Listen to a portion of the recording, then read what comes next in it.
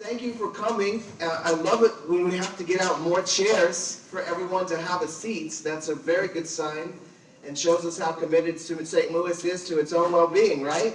Yes.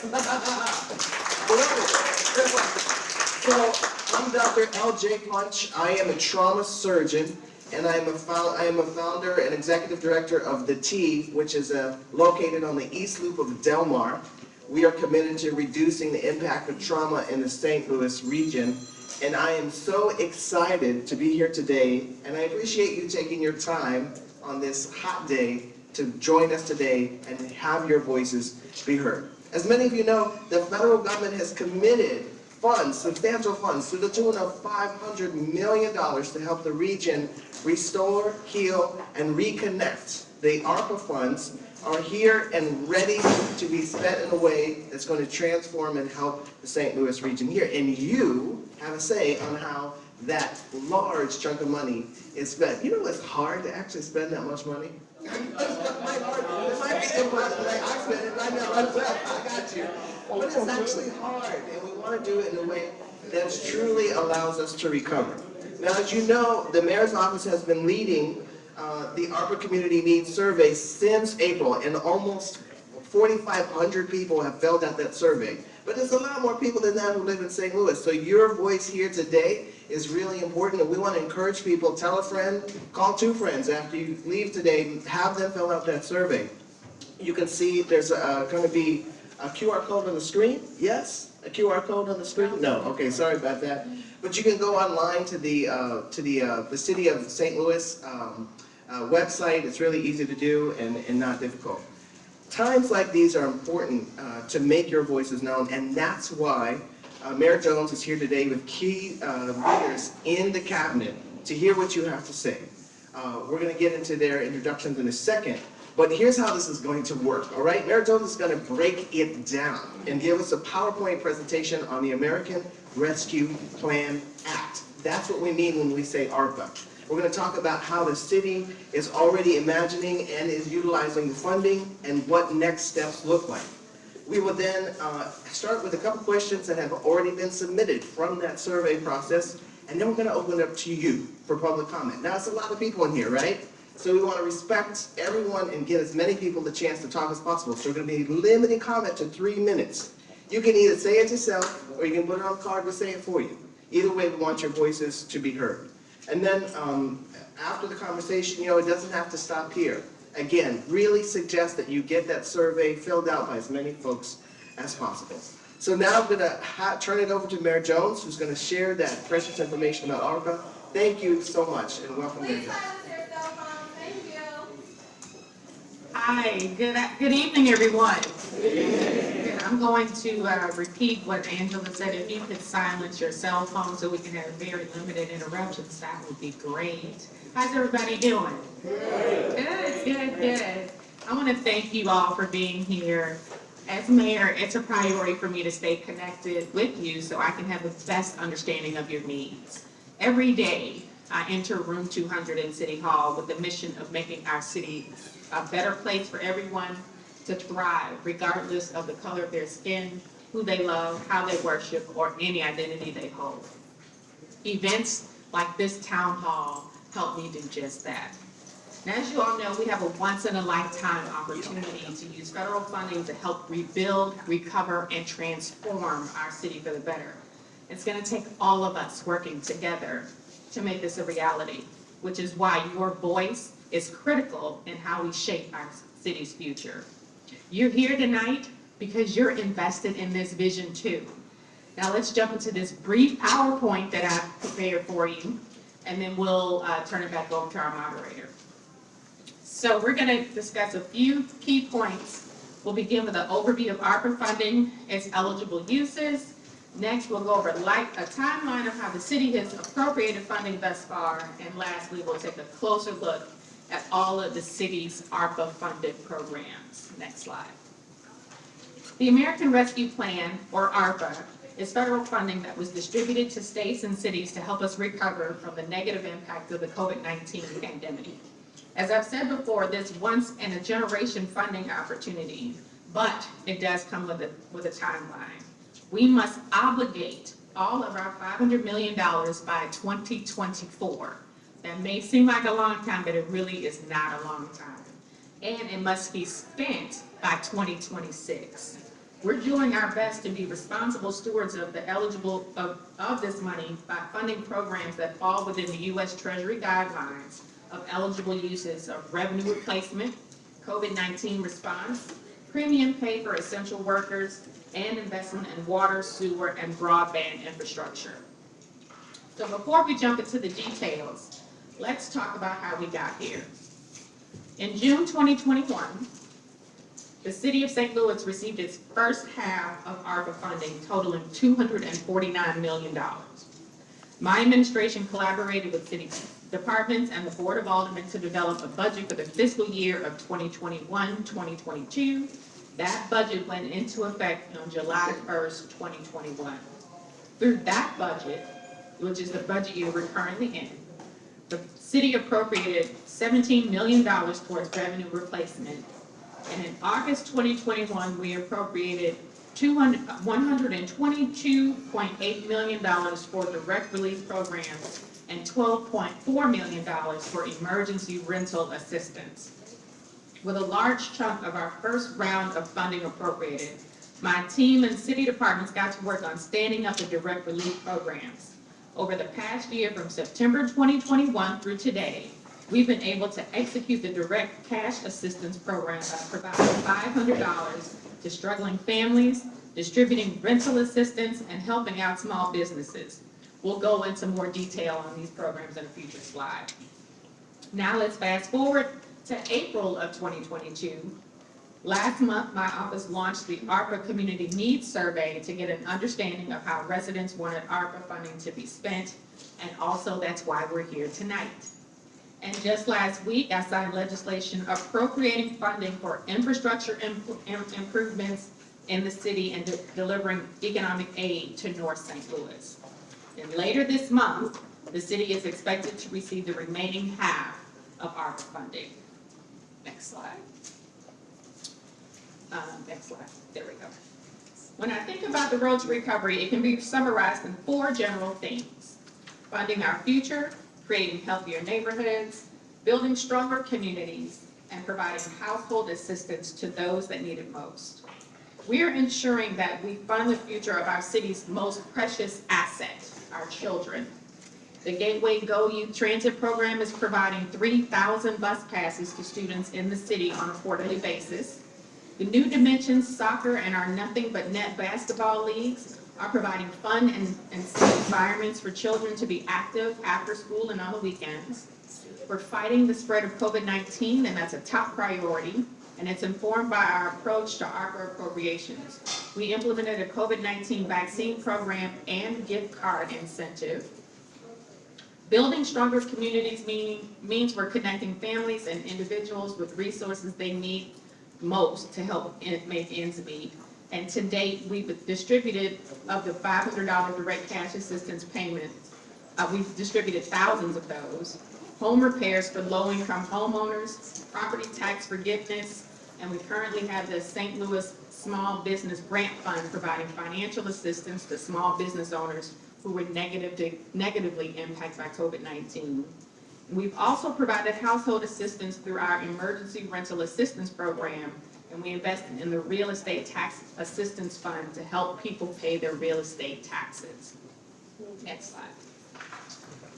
Just a week ago, I signed legislation appropriating $69 million for much needed capital improvements, including repaving major streets, tree trimming, addressing illegal dumping, and upgrading our recreation centers.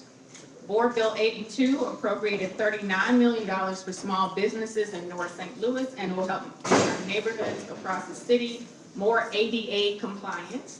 And it's legislation like this that help build stronger communities so everyone can thrive.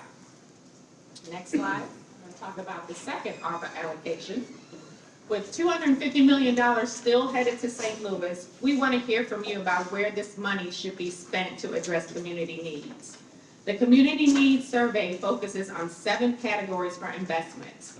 The categories include household assistance, neighborhood transformation, economic empowerment, government services, public health, infrastructure, and children or youth.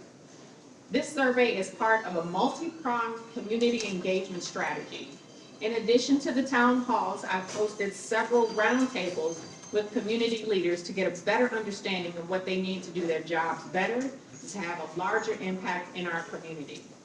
I believe those that are closest to the problem are closest to the solution. So tell me what you think we can do to help St. Louis recover from this pandemic. And I look forward to this discussion. And last, we want to give you some resources as we wrap up to make sure that you can navigate how to navigate the ARPA website. This is a landing page for all things ARPA related in our city. You can access the transparency portal, see how much we've spent, and see the current list of ARPA related RFPs, and read through our ARPA funding report that we have to file with the federal government. As I mentioned earlier, the ARPA Resource Guide is an overview of what we've funded to date. It's online and it gives a clear breakdown of our ARPA funded programs. And if you have any follow-up questions, you can email us at stlouis-mo.gov,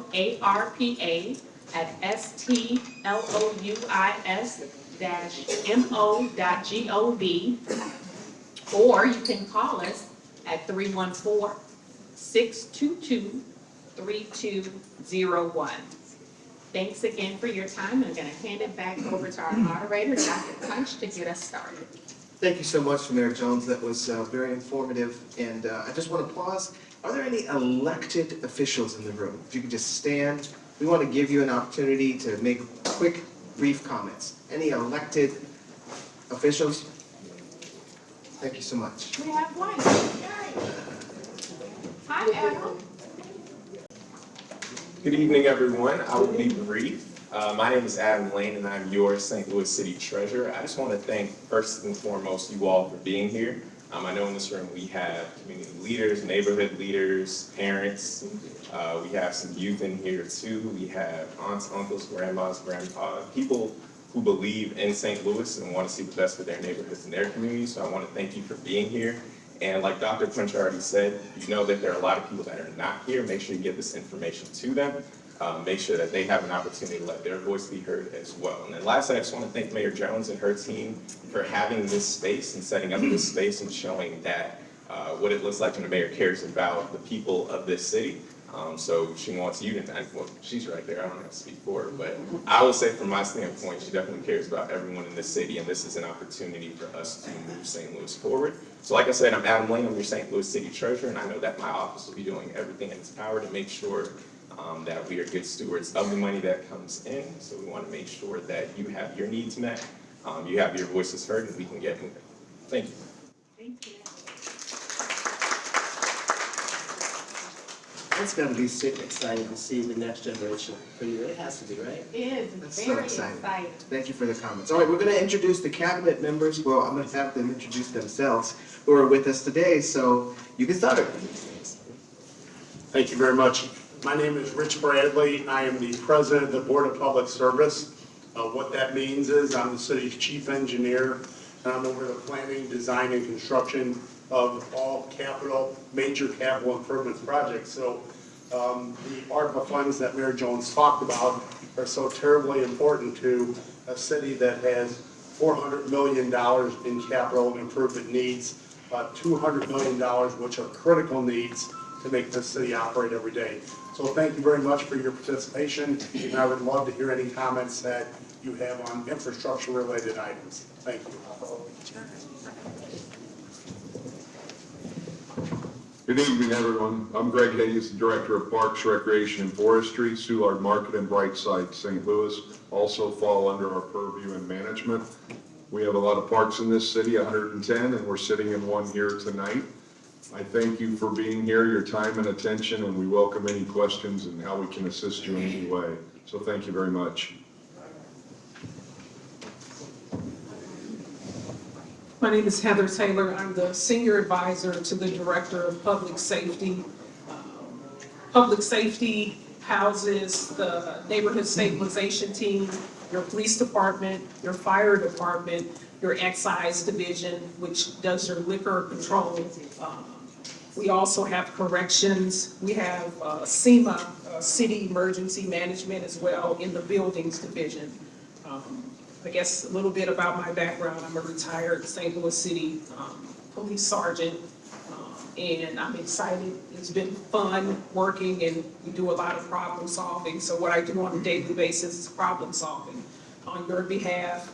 I do some of everything, whatever that I need to do to make sure that our city is safe. You know, I'm definitely willing to do that. And one thing I can say consistently, good times or bad times, I really love doing this job. And it's because of you.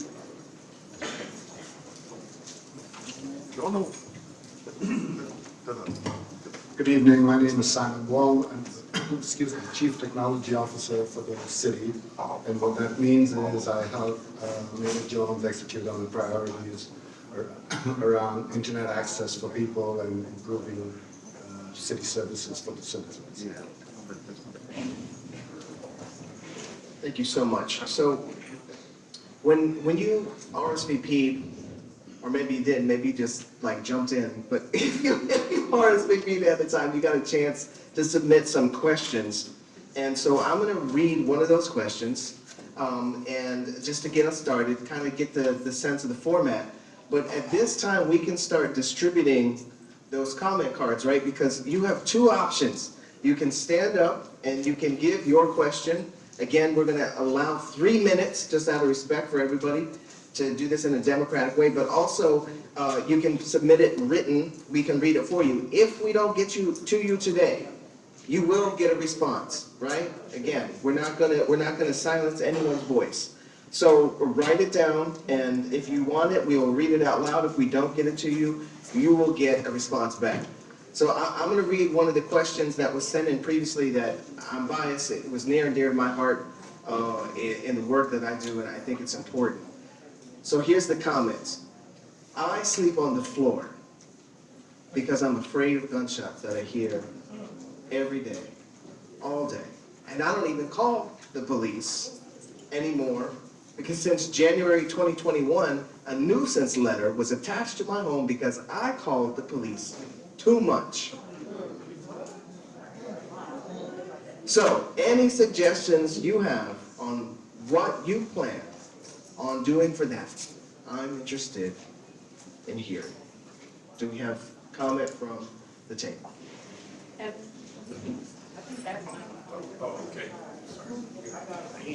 Okay, first off, I would like for you to contact me. So I always give out my cell phone number, but nobody ever calls me actually, which is strange. But my cell phone number is 314-250-9477.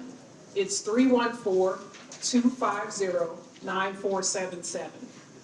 And most days I'm working until late into the night. So if you advise me of something like that happening, that's unfortunate. I would have to look into it, number one. And you should be able to call 911 without being fearful that you're going to be targeted. That's not what we stand for. That's not what, I grew up in this area. So, you know, I'm familiar, I'm from the city, grew up in North St. Louis, I'm proud of it. And I understand, you know, hearing gunshots as well growing up. And it makes you fearful when you live in your own home, you feel hostage with that.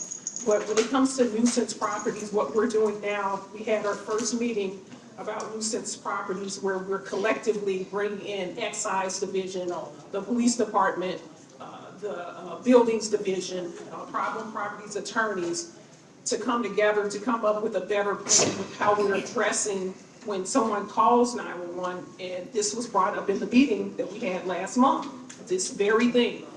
The police are showing up at my house instead of the house that I said was the problem. You can't have that.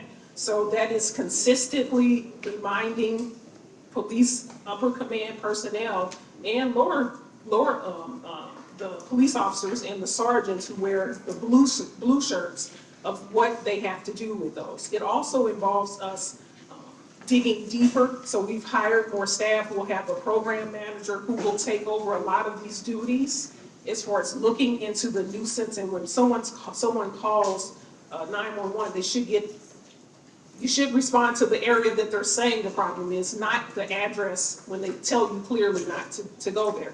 And those are leadership things that we're addressing, and we are very serious about that. And that's my cell phone number. It's 314-250-9477.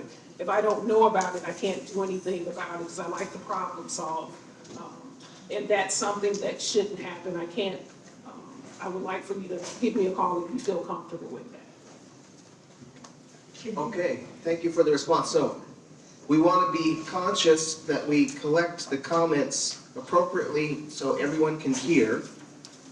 Again, 3 minutes, and we want as many voices as possible to be heard. I think what we should do, we have a microphone here, and I think we should do this like on an airplane. No forming a line at the front, you know, you're not, you can't do that. So anyway, if we can have people who feel comfortable making public comment, otherwise turn in your card so the microphone is here.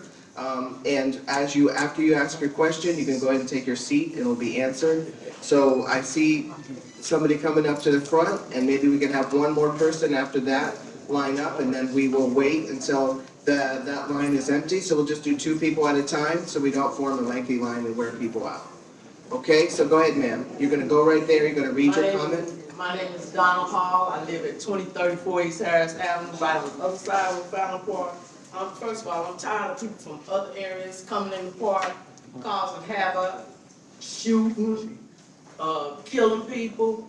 This last week, Mother's Day, I just graduated from Harris Stowe. I am tired of seeing people shooting. I was sitting in my car, the window got busted out. I called police and they don't do them kind of calls. I guess somebody had to be dead or something. I don't know what it was. But with this money, I hope you all find some farmers markets, grocery stores, safe, viable neighborhoods, communities in this north side. Kill these potholes. When I was a little bitty girl, there used to be businesses up and down West Florissant. And I don't know, I'm tired of St. Louis, so something got to give. Something really got to give. We need to come together as people and have it like it was when I was a child, I think. That's what I think. I'm tired, I'm taking my degree and go somewhere. Thank you, ma'am. Can you just say your name one more time? I said Donald Maria Hall. And you are from? St. Louis, Missouri, right across the street from Old Fountain Park on Harris Avenue. Thank you, ma'am, for your comment. I'm out. See y'all. Hold on one sec. Any comment from the table? Well, first off, congratulations. Right. Ms. Hall. Ms. Hall. Congratulations on graduating from Harris Stowe. I'm a fellow HBCU grad as well. And I, like you, I grew up just down the street from here at West Florissant and Summit in Walden Park. And I have fond memories of being able to walk to the library with my friends or walk to school at Herzog Elementary. And so when we did the State of the City address last month, we made a announcement that we're putting a $150 million commitment to North St. Louis.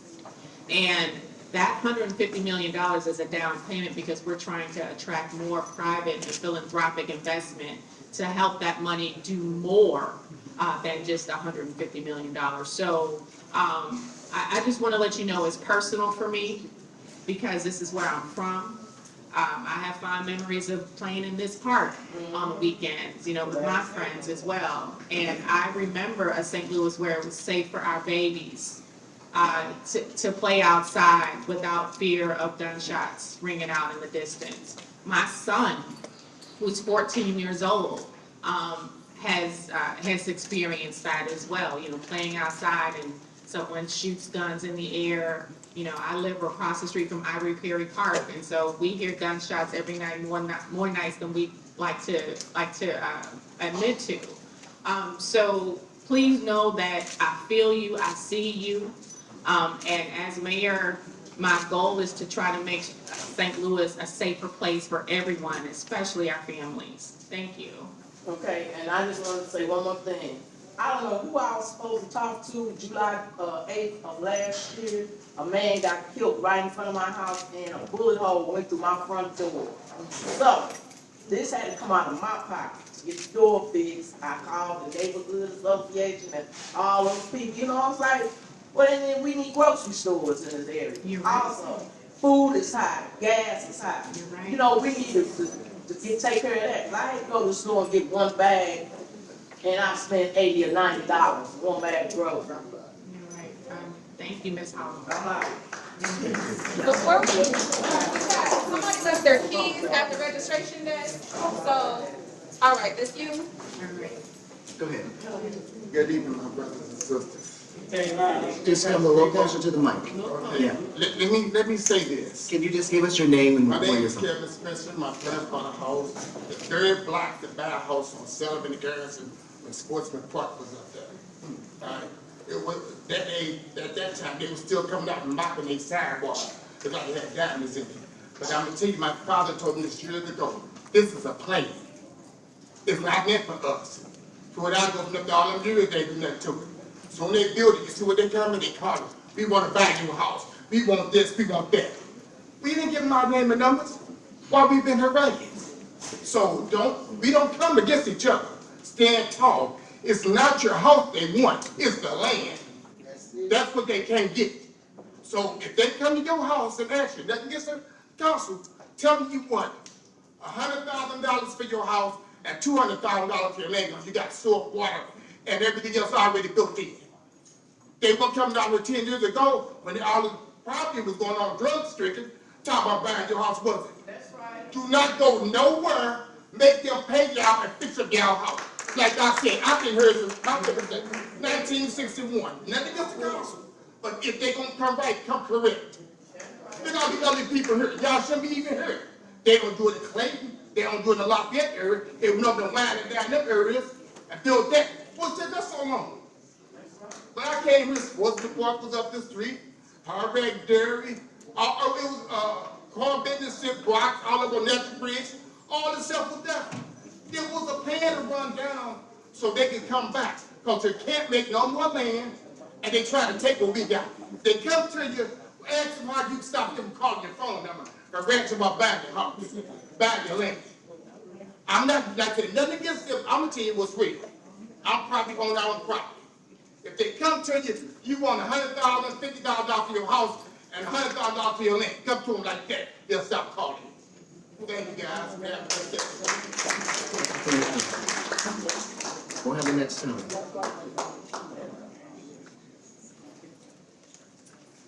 Yes, my name is Marty D. Spike, and I've been living in North St. Louis since 1961. I think one of the things that you need to invest in, so people can hear you, invest in a better sound system. I'm a professional musician and a sound engineer. So people can hear you, because I heard people back there complaining that they couldn't hear you. Second of all, these streets, they're sinking in. It's a twofold problem. I used to work for the water department. I was a meter repairman. I've been up close and personal and been in the holes to see what these pipes look like. Like the president said, those lead lines need to be removed. That poison and stuff been infecting black families in North St. Louis for the longest. These pipes have been in the ground since 1800. These houses have been in here since the 1800s. When black people weren't even allowed to have a house over here, they were told you that you couldn't they couldn't sell you a house over here. So, I mean, I studied black history, so I know about that. The other thing is these trees and stuff over here. I got trees in the backyard that's hitting the power lines, and they causing shorts. These trees need to be taken down. My neighbor has a tree next door to her, but because the tree is so big, I've had branches break off and almost hit my car and miss my car. So what I'm saying is, I don't know who put the tree there, where it came from, it's there. It needs to be removed. And my neighbor had and I had put in complaints about it. People were supposed to come see about it, May the 5th? What's the date, the 11th, the 10th? Nobody hasn't come by and seen it anyway. So what I like to say is, yes, brother was right. Hold on to your houses, fix your house up, don't go nowhere. hold these folks accountable, because they're the ones who are gonna make sure everything is done right for you. But you gotta get involved and put people in office that's gonna do the job, not because they're black, because they're gonna do the job. That's what I'm talking about, and that's what I see now, because I ran for office. So I know what's up. It needs to be, people need to get involved. You wanna see change, get involved. That's what your history is about. Peace. Okay, thank you. So I've heard comments mostly focusing on water, repair pipes and trees. I know the mayor already made commentary on that, on the initial ARPA funds. Do you want to make some commentary about the infrastructure plan? So most of the pipes that you were probably referring to are on private property where either homes previously were. But as far as in the street goes, we do work closely with MSD and the water department. You indicated you work for the water department, as well as all the utilities in the right of way. And when there's an issue with them, we try to resolve them, because obviously paving the street doesn't solve big holes in the street due to sewer collapse. So we are constantly working with those other utilities. We find those holes, report them to us, and, we'll do the best we can to figure out what the cause of that is, so that we don't just cover it up and it reappears again, but we do that every day. And the same thing, I went in the house, came back outside, next thing I know, there's a hole in the street after they filled it in with pavement, which is not gonna do anything. It's like putting a Band-Aid on cancer. The streets need to be rebuilt and everything like that. These streets over here in North St. Louis are horrendous. You almost turn your car up driving down these streets. So, I don't know if you guys are working for the automobile association or whatever, but you need to fix these streets because they're tearing up our cars. Sounds like a bulk of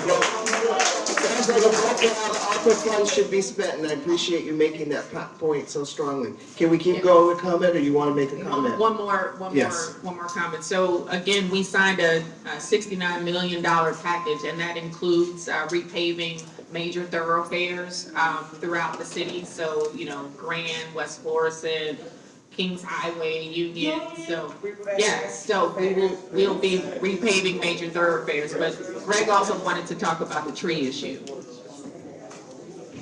Thank you, Mayor, and I appreciate the comments about the trees. The city of St. Louis has about 80,000 street trees, sir. I think what you're referring to in general may be private trees, but I want to give you assurances that the City Forestry Division, we inspect city trees between your sidewalk and curb called the tree lawn or the parkway, but we also inspect private trees on a daily basis, and we do cite private owners for hazard private trees, and we have a contractor that will take them down after due process and notice has been given. So feel free, if you've probably called 622-4800 Citizen Service Bureau.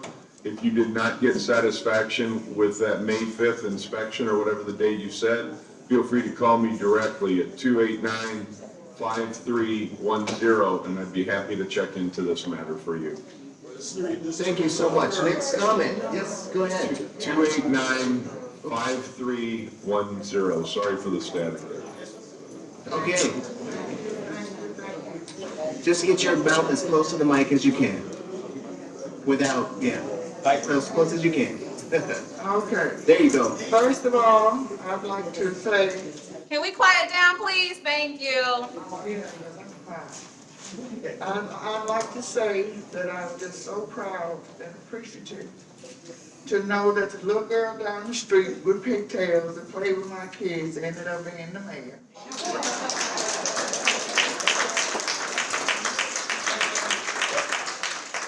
And I didn't know her as Tashara O. I knew her as Sugar. We are so proud. We are so proud.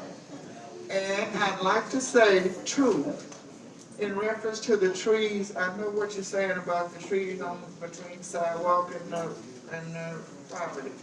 But I have a tree in my yard, I know it's over 100 years old. I live at 5624 Summit Place. Been there since July 1972. And every time the wind would blow or a storm would come, I would have to get my kids and put them in another place because I thought the tree was going to come down on us. and it's steady growing. I'm a single family person, fixed income. Each time I try to get my trees taken care of, it's like 2 months worth of checks or 3. And there's no way I can afford that, but the tree is growing, it's so big, it's just over in my next door neighbor's yard, going on over to the other neighbor's yard. And I'd like to see money allocated for seniors, people that's not in a position to financially get the trees taken care of. What was your name? What was your name? My name is Mary Jefferson. Mary. My address is 5624 7th Place. And my email is jefferson.maryc@yahoo.com. I'll make this real quick. We, and out of respect for your question, I'd be happy to send an arborist there to take a look at it. We do that every day, ma'am. About a decade ago, which doesn't do any good now, we had a grant through Brightside where about $20,000 was provided to homeowners who couldn't afford to take their trees down in a situation such as yours if it's a hazard. But I can give you 3 to 5 reputable companies in the area, telephone numbers, and we do have some staff members that do work on the side, probably at a lower cost. If you have a comfort level with somebody at least looking at it and maybe doing it at a lower cost, they don't quite have the bonding and insurance that a major company does, but we can at least have a conversation about it and take a look at your tree. Like I said, 289-5310, Greg Hayes. I'd be happy to talk to him. I'll remember our conversation here. All right. So we've had 2 comments about bullets and 2 comments about trees. This is real life. This is everyday danger, right? Let's have the next comment. Thank you so much. And money for home repairs. Right. Good evening. Can you hear me? Yes. Okay. Thank you all so much for coming. Our esteemed Mayor Jones here. I went to the same HBCU, Hampton. All right. I have 2 questions. One is with the I think it's called the Healthy Homes program. I know there's been quite a waiting list. I personally was on it since 2017. Now I've gotten my paperwork to fill out. A lot of questions, and one of the questions was about the real estate taxes that you have to pay on that. The question is, do you have to be current on that to continue? I'm now a senior citizen and fixed income, retired and all that, 3 years shy of 70. Does that have to be paid in full now before I can apply with the paperwork after being on it that long? Are you familiar with that? Familiar with the program, but not all of the requirements. Okay. So is there anybody on my staff here who's familiar with that? See this gentleman standing over here? I can speak with him? Yes. Okay. Yeah. Thank you. Did you have 2 comments? I did, but just And one. what was your name real quick? I didn't say that. It's okay. But I know who you are. I know you. We want everybody to know. My name is Dottie Kennedy, and I live in the 2000 block of Adelaide. Thank you. Yeah, O'Fallon Park neighborhood. Yay. And, okay, so my second question is, here on West Florissant, I'm closing my eyes to visualize the street. I think it's Athlone. There's, as you're going west on West Florissant, the street is one way coming north, but the arrow in the middle of the street still has you making a left turn. You can make a left turn if you want to. And I thought, this is going to be a tragedy for somebody who, especially with so many folks who speed up and down the street. So I don't remember, it's either Clarence or Athlone, I'm not sure. And I didn't hear anyone here say they were with the street department. No one from the streets department here, but we do, I think I did see our director of operations somewhere in the room. Okay. And we can pass that along to her and it'll make it to the street. That's it. And Okay. if you want to formalize it on the public comment card that you have there, that will be Yeah. on that as well. Thank you so much. Okay. Hello, everyone, hello. Hi. Thank you all for this opportunity, because I've definitely been emailing your office for my in-home mission plan. We have a lot of people who have lost houses due to citations that have become homeless, and some of them are out on the streets. I wanted to introduce an idea of how we can utilize some of that money to generate more money. And we can do that through community fundraising events. You have events like Mardi Gras, Strassen Fest, VP Fair, generating millions and millions of dollars, and a lot of that money is going to other neighborhoods. So I know that we can generate funds that can help cut down trees, that can help give some of these kids some mentorship. It can go on and on and on through community fundraisers. And one of them is right here on my shirt that I have been trying for over 10 years to rent out the dome and the convention center for an event that would generate $10 to $20 million that could be coming right back to the community. We have buildings that we're building with the taxpayers' money. Why aren't we using these venues to generate funds that help ourselves? So I'm asking you, Mayor, if you would meet with me and some of your staff members, there might be a committee of people willing to come together and organize some community events that will give back to the people, especially for the homeless problem. The homeless are being ran away from place to place to place, and many of these homeless people cannot get the help that they need because there's no collaboration of help for them. I started this while homeless. It took me 4 years just to get a meeting with the convention center, with Explore St. Louis to pitch my idea. And not knowing what I was doing, I submitted a 7-page proposal that got approved. And I've been out here by myself trying to raise the money to rent the venue just to raise the money to give back to the people. And many of you have seen me out here on street corners. They call me the button lady. And I've been raising the money little by little to do this. And we have the funds that can generate millions on millions just by putting it in the effort to do it. My name is Marshall Woodland. My email is marshallwoodland@gmail.com. I've written and I've talked to I even passed out papers asking people to call your office just to meet with me to pitch the End Homeless Mission Movement plan. Through collaborations and partnerships for change, we can do this. It's got to be the people willing to come together to combat this problem. Thank you for your time. Thank you. Is there anyone who would give comment from the table? And that was a woman standing in righteous concern, not even advocating for herself, but for the community in a way that is just incredible. It's such a posture of generosity. I'm wondering if it seems consistent with so much of what we've seen coming from your office, Mayor. How can we give hope to someone like that? So, Ms. Woodland, thank you for your comments. But I do think that that's the reason why we're here. We have a once-in-a-generation opportunity to spend these funds in the right way to make sure that we help the least of these, because that's what we're here for.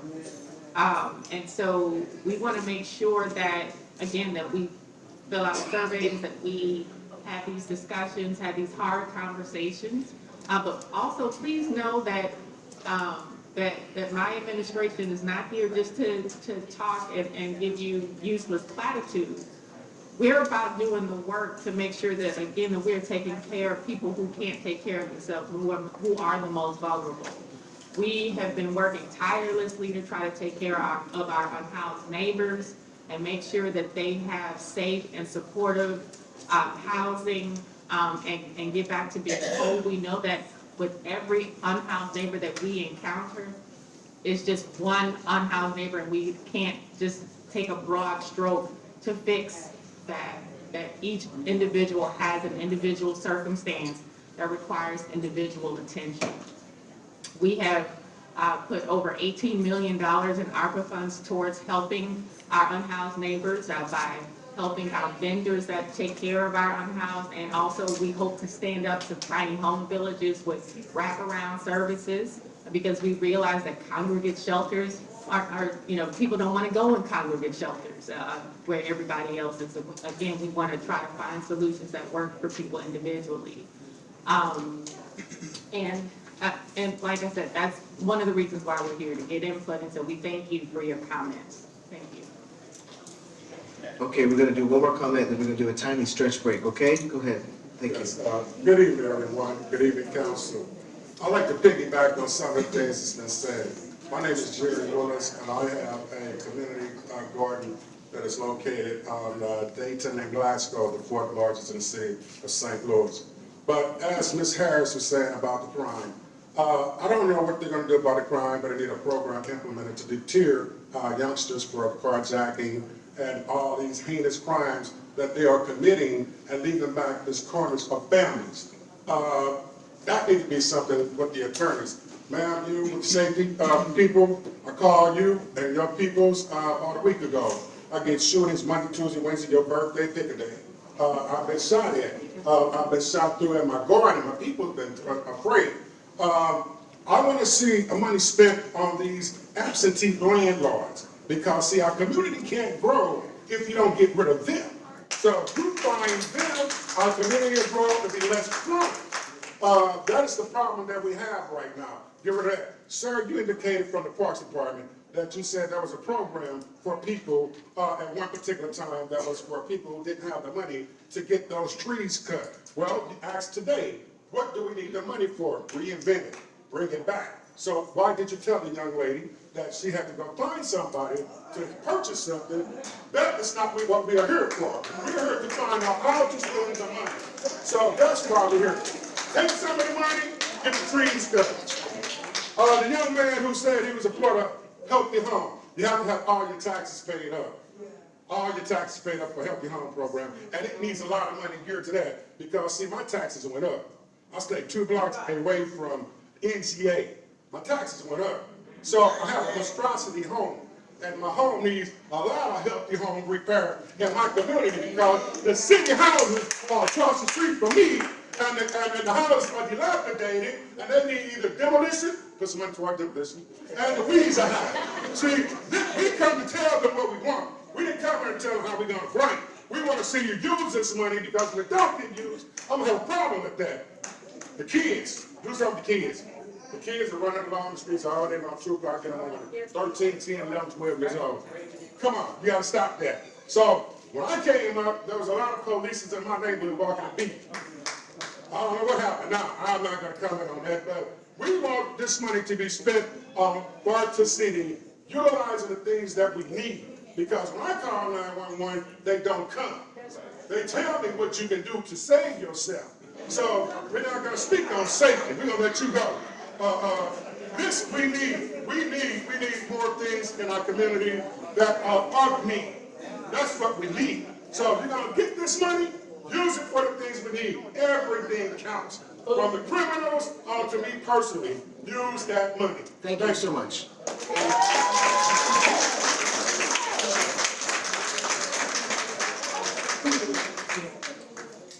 I just want to pause for 1 second and say that we also are honoring and recognizing the input of the Deaconess Foundation, who co-sponsored this event and has been here in support. Deaconess Foundation, can you just clap? We know you're in the room somewhere. Yeah, woo! All right, because that's an organization dedicated to the well-being of our children. We're not going to have you stand up and stretch, but just put your legs in front of you, pull them back in. I'm a surgeon in the room. I'm just worried. Want to keep the circulation going. All right, that's our next comment. Thank you so much. How you doing? My name is Mary Ann Jackson, and I live on the block that Deshaun Jones. Can't hear you. Right? Just get a little closer to the mic. Mary Ann Jackson. My name is Mary Ann Jackson. I live at 5641 Summit Place, the block that Deshaun Jones was raised up on. I was born and raised here in Missouri. I'm born from Delmore down to the project over here. 5th District, from 5th District to right here, West Florida. My grandma stayed right here on West Florida, DeSoto. She has passed, so that's still our home. I was born and raised up around here. There has been police present, and I'm a young girl. there has been police presence. I have never seen us in the city of St. Louis have less policemen in my entire life. And I'm 55, and I ain't gonna shame on game me. 55 years old and less policemen to protect our city and our community and our neighborhood.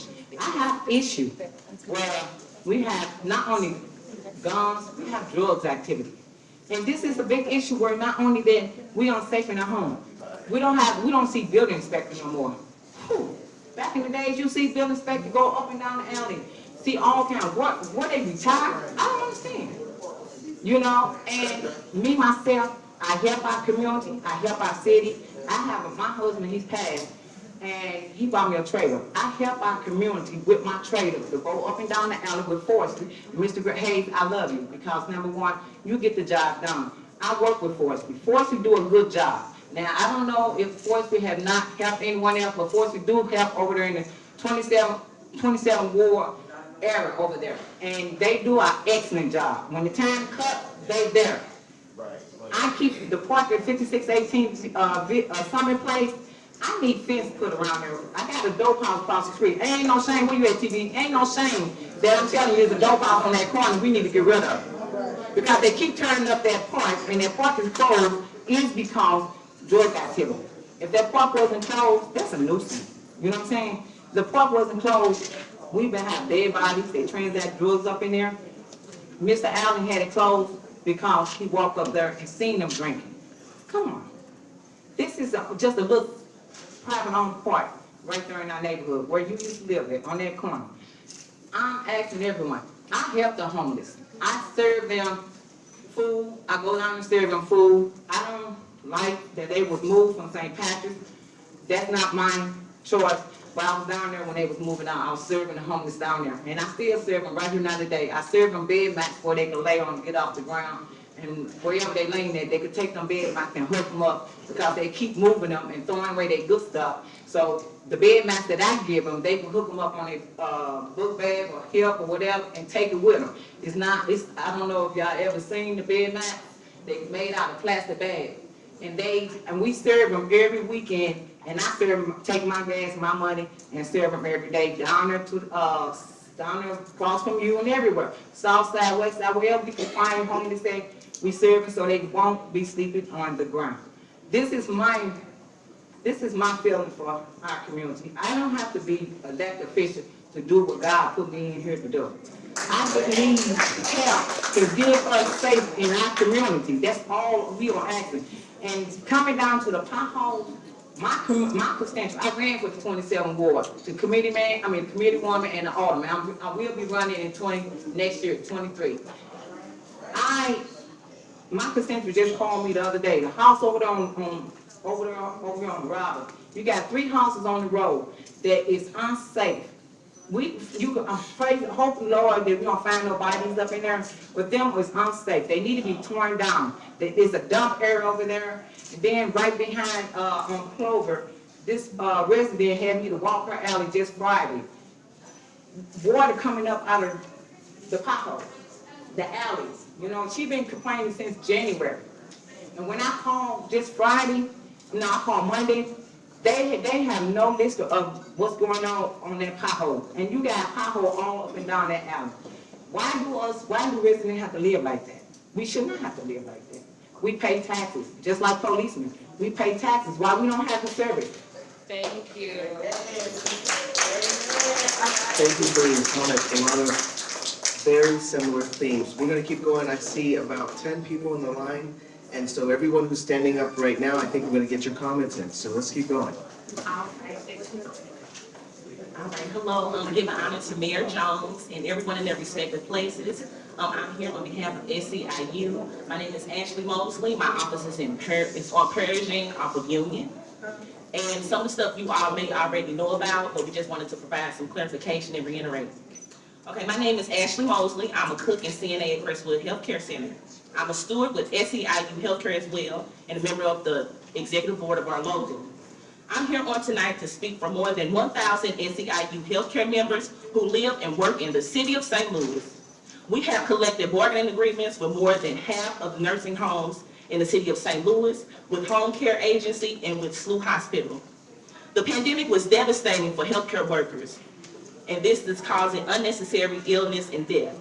My co-workers and I needed additional PPE and training during the pandemic, and I did not get it. In the early days of the pandemic, we were using scarves from home as PPE, just trying to keep safe for our families. I contracted COVID, and so did many of my coworkers. The numbers are shocking. More than 4,096 nursing home residents and 68 workers in Missouri have died from COVID.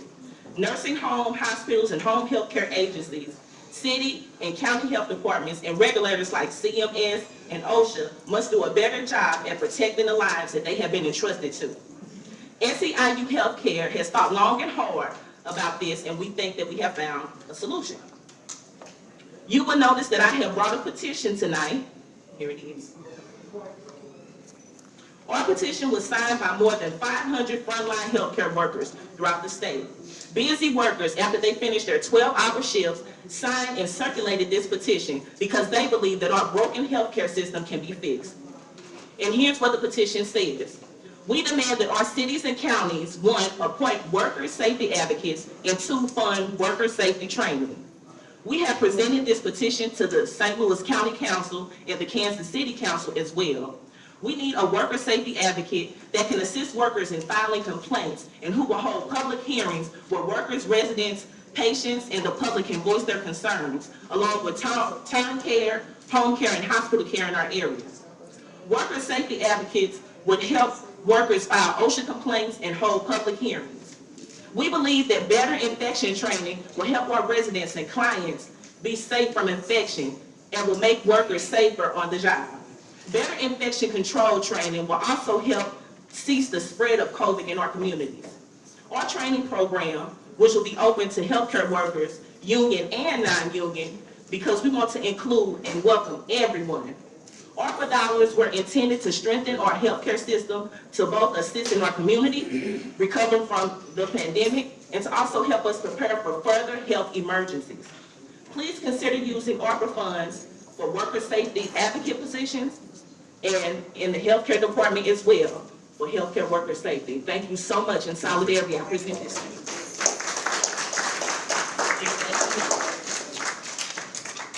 to you. Workers' safety advocates, duly noted. Thank you. Go ahead. Hello, my name is Lauren Thompson-Murphy. I'm a resident of the 4200 block of South City. I didn't even know about this meeting. A neighbor called and told me, and I just ran up here, so I wasn't prepared, but I just started jotting stuff down.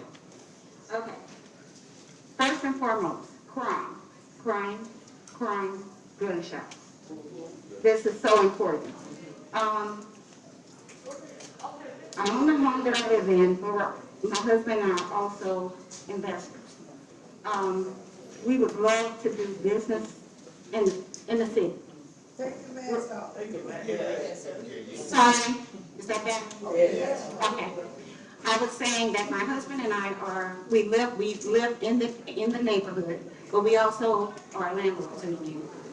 We would love to do business in the neighborhood, but we're constantly told no one wants to come in the neighborhood to do business with us because of crime. So that's one thing that really needs to be addressed. I constantly file citizens requests. I never get a response. When I go back and check, I need more information or no response at all. The tickets are still open. I don't know how to access the alderpersons. I leave messages, I email, call, never get a response. What ward are you in? Yes, John Collins. Street and trash cleanup. The alleys are horrible. My husband and I literally. Let's make sure we can hear her, okay? We want to make sure we can hear her. The alleys in the streets they're horrible. My husband and I, we literally go out and cut the grass on the vacant properties around our neighborhood just so we can be safe. And trim the trees and the limbs in the alleys so we can see. So no one can hide in between those and attacked us on our way home.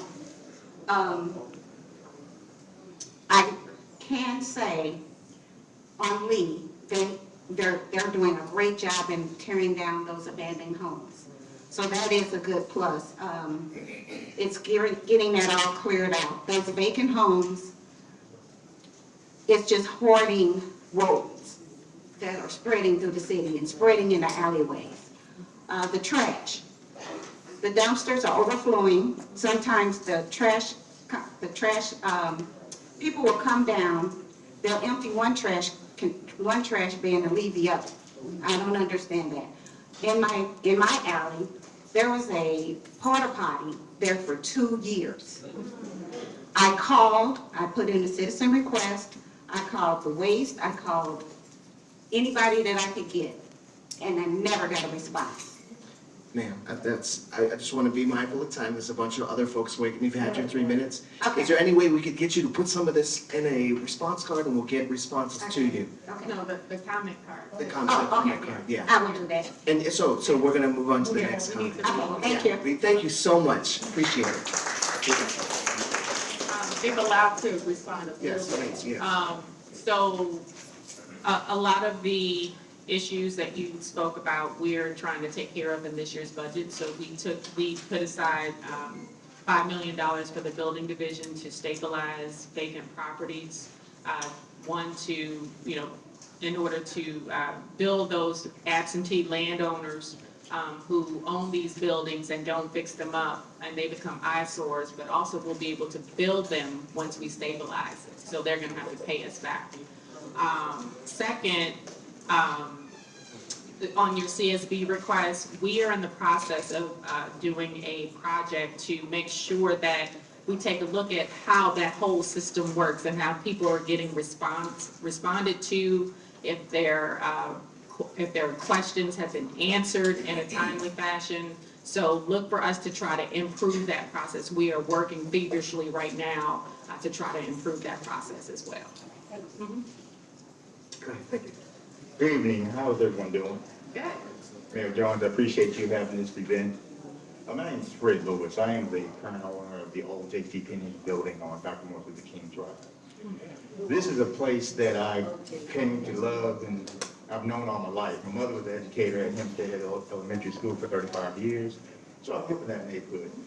This jewel came about, finding this jewel was just drive down the street in 1990. And I looked at this impeccable building that was this glorifying in stature and presence and brilliance. And then talking to the actual designer builder of the property. It was a Goldie family that owned a lot of property in that neighborhood. And I went on to find out the architect, Mr. McMahon Williams, a renowned architect in St. Louis. So what I've done with the building in St. Louis is, because we had such a plight in the 80s of people, the exodus of St. Louis City, the communities and our property values and opportunities have been diminished remarkably. My hope was to do something amazing with it. I've always looked for anybody at partnerships. I look for opportunities for people to engage with me, because it's 85,000 square feet of concrete that's stellar. It's like a fort inside. When you're inside, you can't hear anything outside. The roof is good. You got small leaks, but my thing is, what I've been able to do, and what thing I want to get away from, is the crime, the victims, the situation that we have in the neighborhood. As you know, on that street there's immense homelessness, prostitution, drug activity, crime. And those things that people, especially our younger individuals, get involved with because they have another recreational outlet. A lot of people in the neighborhood have kids that can't come out. They're afraid because of the gunshots. But what you have to do is captivate these kids early, give them a motivation and incentive to do something else other than that. So I've been blessed with the opportunity to be a coach. I've coached high school, college, university, had 3 Olympians, 30 state championships. So what I've done on that lot that I maintain myself, I got 5 lots, about 2 acres of land that I've maintained myself, city property. And if you drive by, you never see anybody hanging out. You never see anybody selling drugs or soliciting, because it's respect and love. Because the people that are in these positions on the street aren't because they want to be. It's because they are, because they have no other choice. So I try to rectify that with training. So I've been training kids on that a lot. And I want to, and so 3 years ago, a company came to me and said, Coach, why don't we to prevent water runoff in the sewers, we'll do some water remediation and give you $900,000 just to replant grass and make it aesthetically pleasing. That would have been done a year ago, but I've not been able to get the lots that I've maintained for 20 years. So my thing is, we have to have other refuge for young people to be involved and engaged in. And we have to really stay true to who we are. Keep your property, do things in the neighborhood, and do things on the outside and enjoying life. Yes, thank you. That's a great comment. It's a number of comments that are planting a seed for civic, private Yes.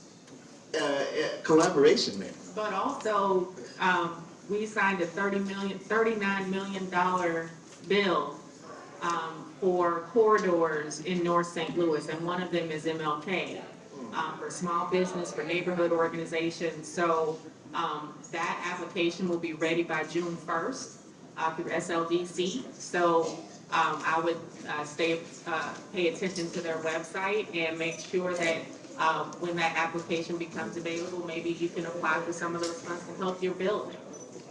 Okay? Fantastic. Now, when I said we had enough time for the people in the line, more people subsequently got in the line. I just want to be respectful. We will be ending on time. And so if you don't get a chance to make your comment, please put it in a card. I don't think that we will get to everybody who's lined up right now. I want to be fair and stand by what we said we were going to do. Go ahead. Thank you. Hello, everyone. And my name is Willie Mae James, and it's an honor to meet you, Your Honor. And hello to everybody in your respective place. And thank God for everybody that showed up. We need to stand together, because together we stand. Divided we fall. Okay, I live in the 4200 on Cassuth. And what she was talking about, I know all about it. And we need those speed bumps. They flies through the streets. They don't stop at the stop sign. They shoot whenever they feel like it. And I'm tired of all that crying. I'm 85 years old.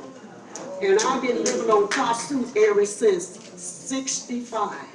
And it was beautiful over there when we moved over there. It's horrible now. And I've been encouraging my different neighbors to buy houses that's tearing down. I said, let's put our city back together. And they're buying, and I've been buying, and can't afford to keep on buying what I'm buying, because you gotta fix them up because they're so raggedy. And so I need some money to finish fixing up the houses I've been buying. And the trees, it seems like we're the jungle. I paid someone to clean up our alley, and I asked the different neighbors that lived there, I said, if you all just get up and sweep in the back of your house. They didn't do it, so I didn't pay nobody else no more to clean up the alley. But our alley looked like the jungle. We need those trees cut. And trees all around my house too. And every time a bad storm comes, I be praying for God, don't let them fall in and kill me. We need those trees cut. And I thank you all. And God bless everybody.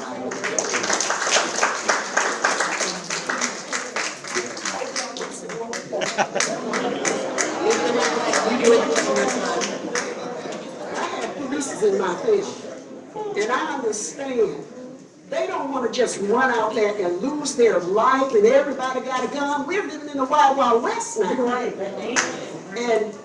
But anyway, I wish that they would bring the death penalty back. That'll give those crooks time to think. If I kill somebody, I won't get it. When I was a young girl, they had the death penalty. People were killing like this. Quiet, please. They took the death penalty away. Now they kill, and they go to prison, and the taxpayer take care of them until they die. You're right.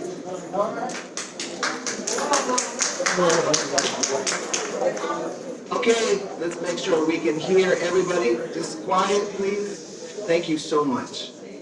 Good evening, Madam Mayor and the rest of the panel. My name is Jacqueline Underwood, and I am from the Forest Park Southeast neighborhood, which is the Central West End, right behind Lawrence. And I understand over the years, I was a radio broadcaster here in the St. Louis area, and I know that Lawrence Jewish came in and did a lot of work in our neighborhood. For the person who said something about the trees, if your trees are being impacted by power lines, call Ameren. They will come out and they'll cut the trees down. Wait for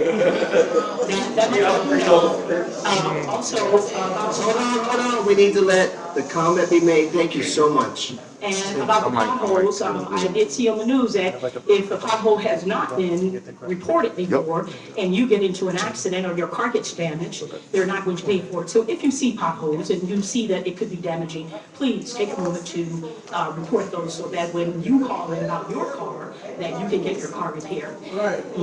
My reason for being here today, May is Mental Health Month, and I am finishing up a second master's in mental health.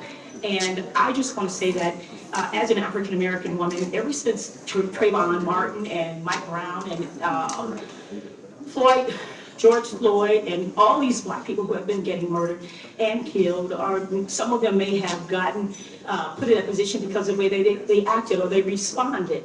And I want to say that a couple of weeks ago, my nephew he had some mental issues, but the police didn't know that when they showed up. And so the police showed up, and I promise you, they were trying to control him. But let me say this to you all. I had never seen the police interact with a young black man before on the street who had mental illness. They didn't ask whether or not he had mental illness or anything like that. And I promise you, we were screaming and screaming, please do not kill him. Please. It hurt us to the max the way that they handled him. The second night, well, they let him go because the police officer, they did not have a mental health police officer on the scene. So they let him go home with his brother. The next day, he tried to do it again when he should have been taken to the hospital. But they would not take him to the hospital because they couldn't sign him in. So I am saying to you that they took him to the hospital the next night because I showed up and I said, take him to the hospital.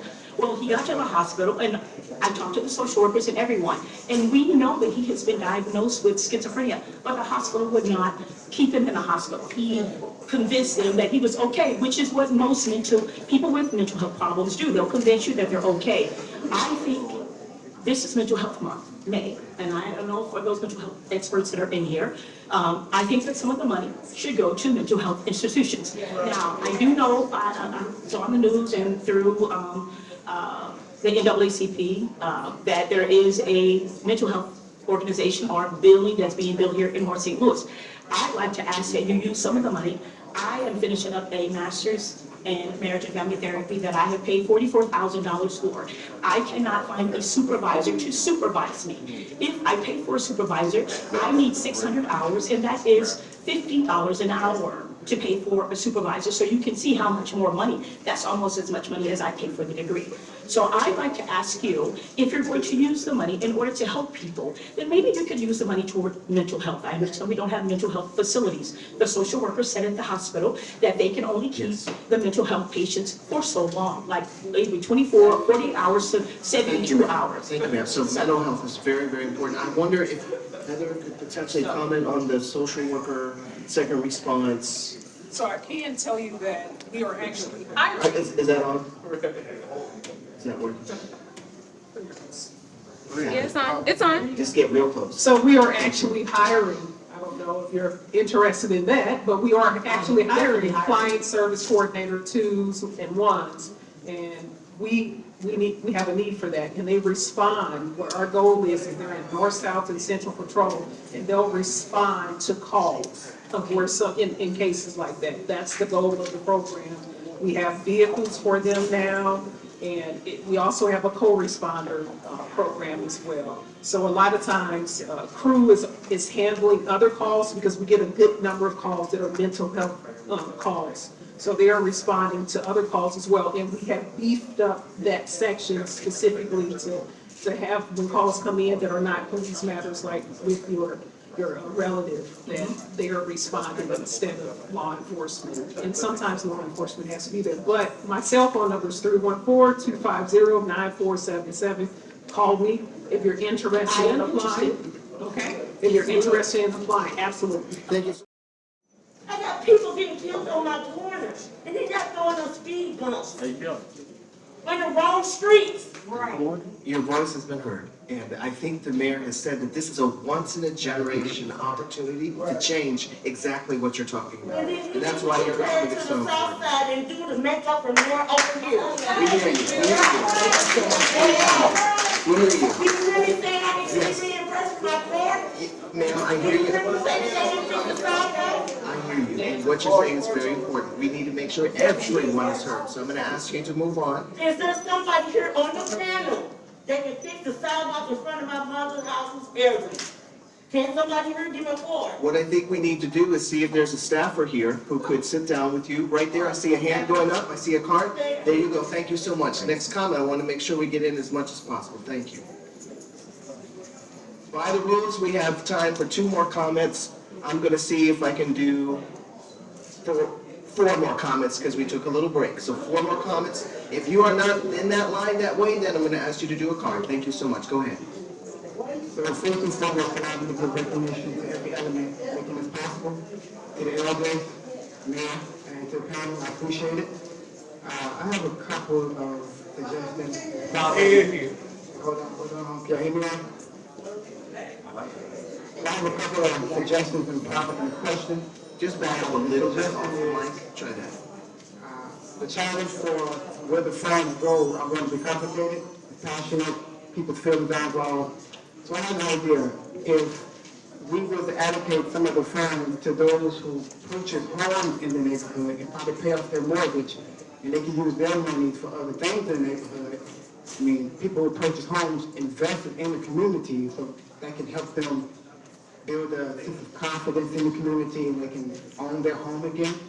And then 2, maybe we can start some programs in the community where exchange students can travel to other countries, see different things, learn different things, and come back with a different perception on where they live, and it might change their whole character. And then the question I wanted to ask is, you mentioned earlier that some of the funds will be allocated for the sewer structure, correct? The sewer and the water. So my question is, after it's allocated and it's repaired, will the tenants or the residents have to pay taxes for those repairs if it's funded by the government, by the fund?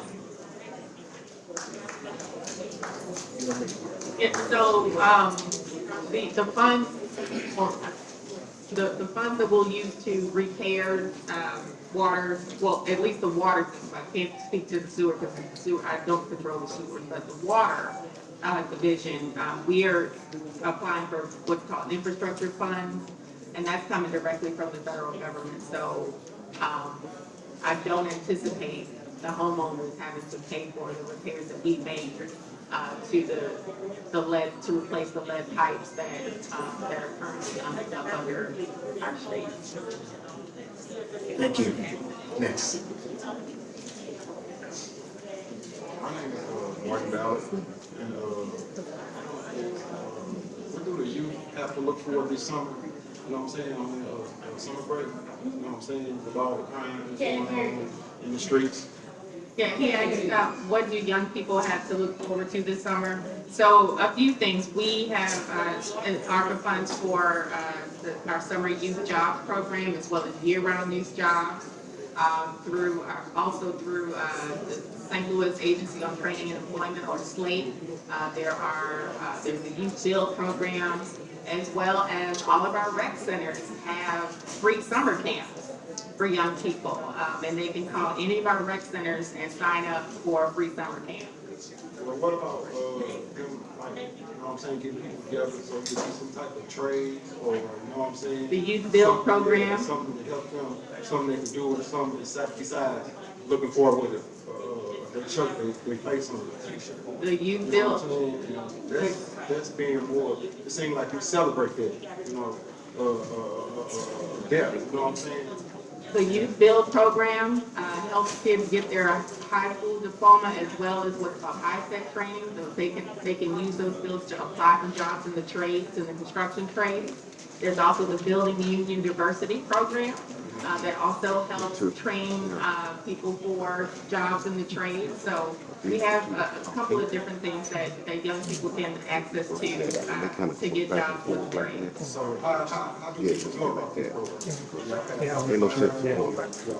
Internet or? Well, part of it is you coming here and asking, right? So, But there's a lot of people that don't know about this program, like, you know what I'm saying, you got elderly people too, that don't know how to use the computer, or get on the internet. Right. Or file for certain things. Tell them on it. So they're like in the dark, you know what I'm saying, then when somebody don't know about something, you know what I'm saying, then they just left in the dark. You know what I'm saying, my mama been staying in my house since 1999, and she's 70 years old, and she need help, you know what I'm saying, with her mortgage during COVID, and she gotta get the runaround to find out where to get the money in, how to get the money, what to do, you know. well, we apologize for that. We try to get the word out as any way that we can. We put it in the newspapers. We try to go on TV and tell people, but also the website, our ARPA website has a lot of information on where to find all of our programs. And then like the speed bumps all around the city, y'all can put speed bumps all around the city though, but y'all won't fix the streets.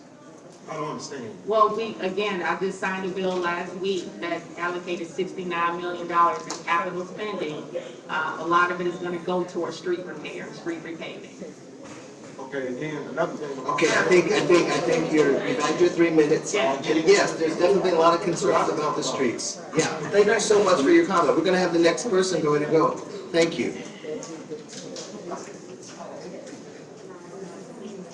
Hi, my name is Alvona Craig. Hello to you, Mayor Jones and everyone. My first concern I wanted to mention is there any legislation that's in the works that's gonna undergird the North St. Louis homeowner from being priced out of their homes? When you hear urban renewal, urban development, and gentrification, that means we as black people, we're gonna be moved out. Is there any legislation that's gonna undergird and support them to make sure that they hold on to their generational wealth? When I drive down the city and I see the streets of all the blighted communities, that's wealth that's not gonna be transferred, you know, to the next generation. And we are a wealthless generation, and I think what you're trying to say, that's all I have to say about that is about the legislation that's gonna support the homeowners in North St. Louis, because they're gonna get priced out. The gentrification is coming. They're building a $2.1 billion complex on Cass and Jefferson. So your property, they're gonna try to get it as cheap as possible. But my main concern is how are you gonna decrease the maternal mortality and morbidity rate? We as a community, Missouri, we are in the top 10 on maternal morbidity and mortality. And it seems like from the federal government down, nothing's working. We have so many incidents of black women, African American women here in this day and age that's dying in childbirth. Our daughters are dying. And we need to know why. And I would like to see a majority of this money go towards maternal, Missouri maternal morbidity rate. I'm sorry. That's all I have. I know a lot of people want to say something. I don't want this to drop. And thank you everyone for your time. Thank you for your comment. I just wanted to encourage you that at another roundtable setting, public health leaders met, and there were not one, not two, but three different providers of obstetric, maternal care at the table to talk about ARPA funds for moms and babies. It is very much on the mayor's administration's minds and very much looking at how to advance that in a way that's novel, for instance, using doulas and stuff like that. So yeah, definitely a priority. I've seen that myself. And to your point on gentrification, please know that as we talk about economic development in North St. Louis, we are laser focused on not pushing families out who have been here for generations. We realize that that there will be an opportunity for people, we want people to take part of the generational wealth that will be built as we rebuild North St. Louis. So please know that that is top of mind for us. Thank you. We're doing well, timing-wise, so we're going to keep going. Hi, how you guys doing today? I met you, Miss Jones, back in July of last year. I told you, don't forget the lady with the hat. I have been trying desperately to set up a meeting with you, but I have not yet been successful. I spoke to several of your colleagues throughout the months, trying to get a meeting with you. As a result of that, my main topic is home repair. I believe everybody can agree with that here. I've been in my neighborhood for 65 years. I have applied for every program that they had available for home repair. I even had one of the gentlemen from Rebuilding Together to come out to my home to do an assessment. I have had more than a fair share of contractors to come out to my home. Gave me a bid, told me what I needed to have done in order for me to remain in my home. And you just indicated that we are the generation that we want to stay within our community. I live on Labadee. I live at the 4030 Labadee. My parents live 4029. Most of our family live on Labadee. My parents have lived over there since they purchased the home. I had the CDA downtown to come and do an assessment of my home and found out I had to move out of my home because my support beams are collapsing.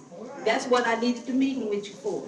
So I've been out of my home because I can't stay in my home because of the repairs that needed to be done.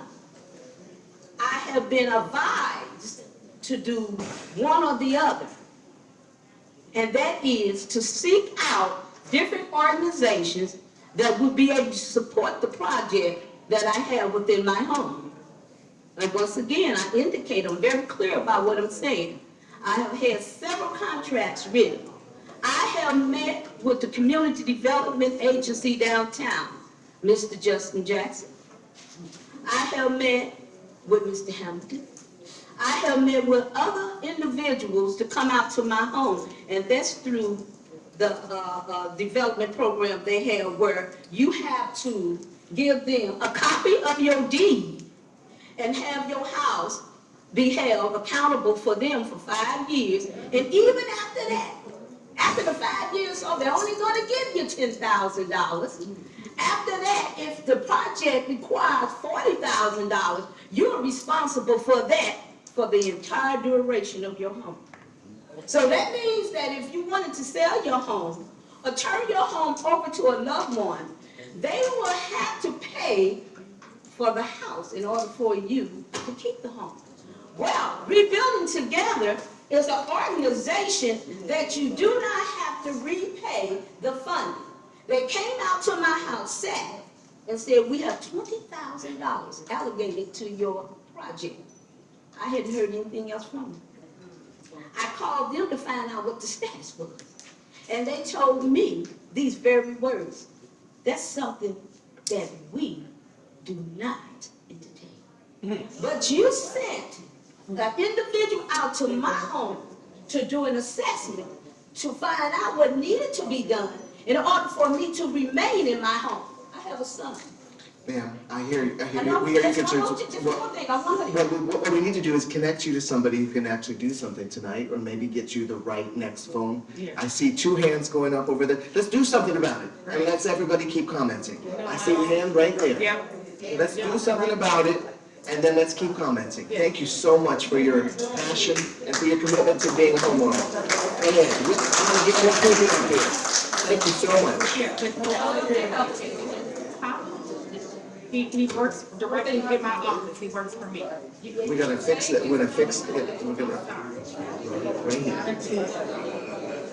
Thank you so much. Thank you. Good afternoon, Mayor. Thank you for coming out to this evening on this swell terrain. It's so hot. Good. Melinda Long, living in the O'Fallon community, at the same time, Say close to the mic. There you go. my name is Melinda Long, L-O-N-G. I live in the O'Fallon community, while at the same time, I am part of a neighborhood group here in the O'Fallon community called the O'Fallon Community Development Organization, formulated in 1975. We've been around for a long time. But with that, it was wonderful hearing Mayor Jones, how you had stated that your mission is to help save and salvage, our good preserve our good properties over here. Because the O'Fallon community, we just formulated, and we're going to show to the residents who come to our meeting on Saturday, we did prepare a community planning, a plan to help with the renovation and stabilizing of our property. So that's great. With that, we're hoping that we would like to give you a copy of it once it's finally approved by the residents and the attendees of the meeting. And we're hoping that if there's any way possible, you could do something at your mayoral status level to make sure that it can go through. Because we did see that all the other neighborhood communities in the city of St. Louis, Central West and South Side, many of them are on the city of St. Louis website as being like quote unquote historical. While at the same time, there's no particular plan for the north side. It's kind of like very general. So we would like to be able to amend that to make sure that we hear on the residents, we hear on this side of town, that our properties are just as valued and as appreciated as all the other ones. Yes, ma'am. Now, I would like to say, that's all I want to say about the community organization right now. But I would like to speak, I know many residents have came here and complained about a lot of stuff, but I do have one issue we would like to bring to your attention. Adelaide and West Florissant. There is a gas station at Adelaide and West Florissant that over the years, we've had multiple problems at that location, multiple problems. And when they had applied to renew their license a little over a year ago, we had over 150 residents, many residents who signed the petition to shut their gas station down. And we were successful, Mayor Jones. We were successful. They lost their license to operate and they lost their occupancy permit. However, they are still open. We found out the reason. We found the reason why they're still open is because they have an attorney, a very crafty attorney, who has asked the judge in the court, because this particular case goes from the city, local court, back to the feds, back to the city, keeps transferring. And each time their attorney asked the judge, who I'm sure does not live on the north side, asked the judge if their business could stay open while they're in court. So I'm pretty sure that this particular action will take precedent amongst any other of these gas stations and other businesses that need not to be open. They'll just file a lawsuit and try to continue to stay open. Thank you for your comment. Please help us with that. Thank you, Mayor Jones. So, if you go to the SLDC website, you'll see the roadmap to economic justice. And in that is a plan for North St. Louis. And part of that plan is to work with CDCs. We want development to happen with community, not to community. So if your neighborhood organization or CDC already has a plan, then we will go with that plan. We're not gonna upset the apple cart and tell you what needs to go in your neighborhood. We want you to tell us how you want to get it done, and our roadmap to economic justice through SLDC is set to do that. Okay, great. So we'll forward it up to them. Yeah. And we're going to have a comment from the O'Fallon Park CDC, and it's toward the end. We have 5 more people. If we boogie, we can get everyone's comment. So let's keep going. Please, it's got time for 2. 2 more? Okay.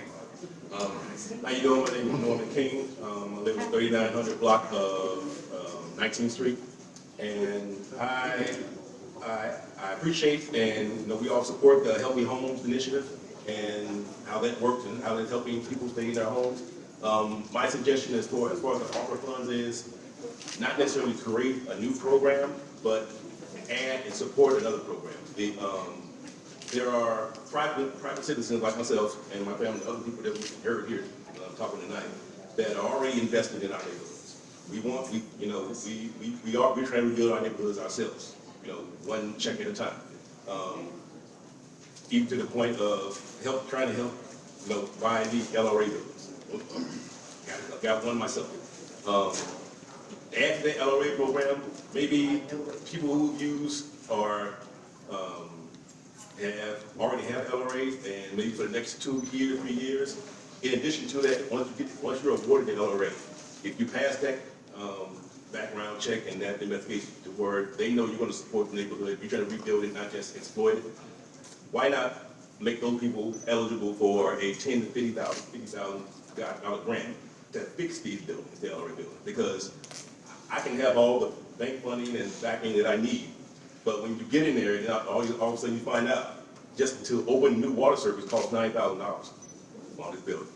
When it comes to that budget. I can budget for masonry, roofing, but to make the program even more attractive, to help the city, help the city. If we knew, okay, we can get $10,000 to $50,000 to slap a roof on there quick, fix basement work, and then we can go in and do all the stuff to close the building up, that will make that LRA program a lot more attractive and help us fix our own neighborhood. Great. You're right. We are actually, thank you. We are actively making changes to LRA, so stay tuned. All right. Okay. Hello, and thank you all for the opportunity to speak with us. My name is Karen Greer. I am a civic leader, stakeholder in this 21st Ward. I own the block right there next to the BP gas station on West 4th Street between Adelaide and Allen.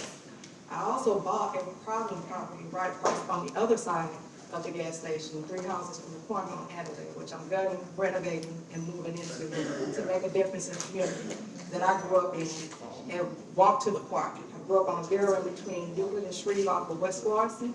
I used to walk to this park as a kid, used to love it. It was a black business district to me, and I came back to give back.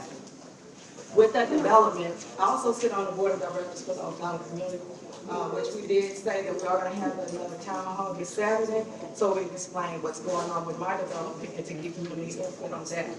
I plan on breaking with that commercial building on the end, shared office spaces on the second floor, a cafe on the lower level, and the 2 other thirds is going to be open for community input to see what they want in the community. The gas station has been my biggest problem. Not one person has come to me as a business owner, the only other business owner on that block. I've witnessed a murder, I've witnessed drug activity, I've even gotten pictures of them with them people coming from their gas station on Syrup and Lincoln right on my corner. I call the police. Now, I'm a taxpayer, I pay personal property taxes, I pay business taxes, I pay employer taxes. My taxes has not been helping me to this point as a business owner, because when I had a break-in, they wanted to take my police report over the phone instead of in person to find out what merchandise was stolen out of my business. That was a problem. With that being said, as a developer with a commercial building, it has been very, very hard, and I'm quite sure any other business person that's coming in, it's going to be hard getting insurance because of the high crime rate. Very hard to get that building insured and get it up to par with the money that I'm making. So with the money that I'm paying taxes on, we need better policing in this area so that we can bring some businesses, whether they're mom and pop or they start off in a shared office space, or they build from the ground up in a far lane to get it done. We need that support in making sure that the crime rate goes down and the better policing. Now, with that being said, the property that I bought, I had 3 young girls run into the house that I'm renovating. And I'm like, okay, nobody should be up there, so I go upstairs. They hear me coming upstairs, I'm like, hey, who was that? They run outside, hey, let's get out here before we beat this. Hey, and I'm like, okay, this could have been another Ahmaud Arbery situation that we need to take a handle on. I don't know if these kids were residents, but they lived on that block, and I talked to their mom.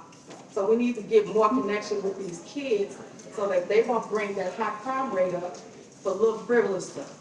We need more outreach, we need more money, we need more resources in this community to help not only the seniors, but these kids, so they can stay out of trouble. That's my work. Thank you.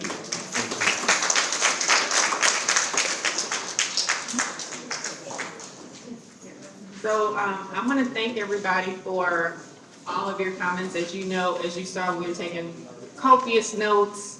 And please know that we don't take notes just to take them, we take notes to take them back and inform our next steps. We heard a lot tonight, and we want you to know, or I want you to know, that I see you and I hear you. And again, this is personal for me because I was born and raised just down the street from here. And my family lived in Wells Goodfellow, and it's personal for me there as well. So we have a once in a lifetime opportunity to invest these funds for transformational change for our city.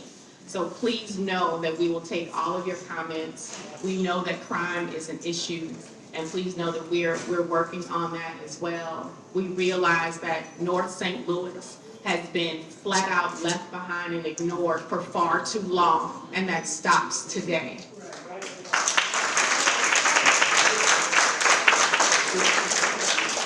So we want you to stay engaged and stay involved. For those who filled out comment cards, we will put all of that information together as well. Please pay attention to the city website. We have resource guides for ARPA, for the spending that we have already allocated. Please take advantage of these programs, and if they're not working, let us know. A lot of you have let us know tonight that some of the programs that have been in place for a long time are not working, and we hear you and we see you. So we will take this information back, and then again, it will inform our next steps and how we provide services in the city. So thank you all for coming, and God bless you.